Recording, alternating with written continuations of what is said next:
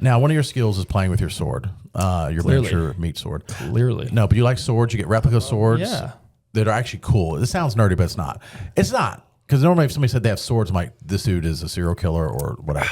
Or an FC9. I'm literally just a 12-year-old just in this older body. Yeah. That's the only difference. But these like replica swords from like the biggest shows and movies ever.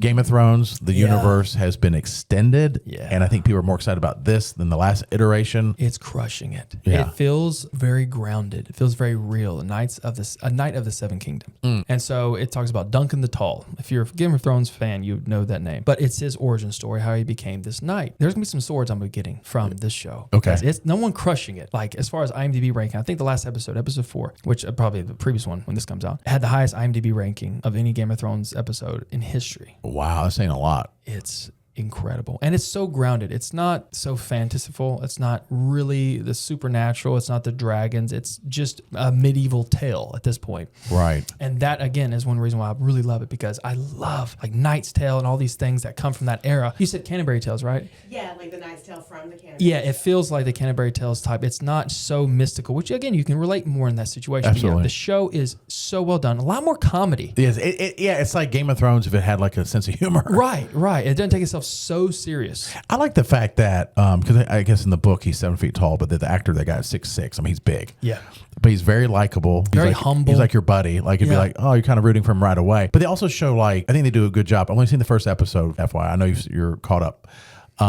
First episode. And showing you the nitty gritty. And maybe Game of Thrones did that a little bit, but more so like when there's one scene that's when he's like taking a dump by the tree. Yeah. It's like they had to do that stuff. Yeah, you know what I'm saying? Right. It's like you know, it's not just going to battle and I'm jousting and or fighting off people. It's like I'm gonna take a dump and I'm out in the middle of nowhere. You haven't seen the opening of episode 2 yet. No. All right. Yeah. There's a lot of blowback about this. Okay. Oh, dude, this old dude comes out with a dong like that big and just stand there, and it's like this is the opening shot, and he's like starts peeing, and this is just like the opening shot, and everybody's like, what's going on? And fast forward it. No, but it didn't take itself so serious. Yeah, you're like, hold on. I think I've seen that one before. It didn't take itself so serious. Which again, I think that's life, right? Now everything is so. Sometimes you have to have moments of levity. You can connect better to the characters, just in story building. Like you connect when you can relate to their comedy or like what they're experiencing. Sometimes, like for Daenerys, for example, no one can relate to her. No. And like being the mother of dragons, it's like, what is going on? This is crazy. But this is very grounded, rooted in like just medieval time tales at this point,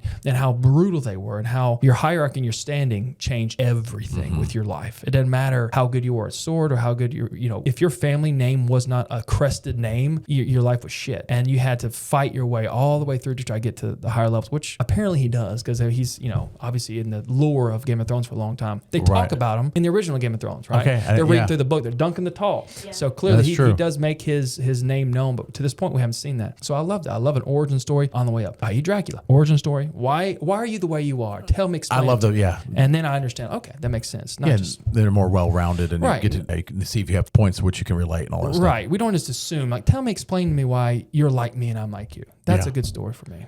Yeah, they're nailing it. I mean, I'm excited to catch up, but I mean, I know you love it. My brother Abe is obsessed with it. Yeah. And what was the one after Game of Thrones? House of the Dragon. And he said he just didn't like it.